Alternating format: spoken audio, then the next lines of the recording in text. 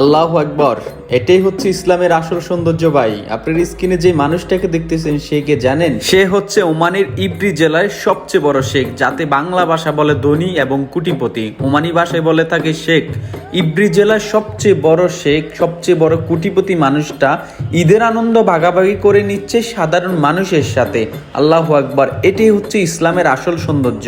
ঈদ মানে আনন্দ, ঈদ মানে খুশি, ঈদ মানে সকল দুঃখ কষ্ট ভুলে সাধারণ মানুষের সাথে হাসি।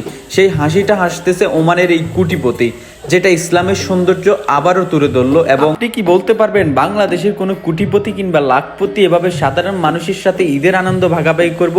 আমি বলবো না।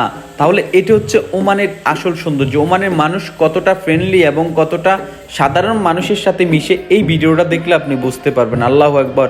আল্লাহ পাক তাকে ন্যাক হায়াত দান করুক। এই বয়সে যেই মানুষটা এখন ঠিকমতো চলতে পারে না, সেই মানুষটা যতটুকু পারতেছে সবার সাথে আনন্দ ভাগাভাগি করে নিতেছে।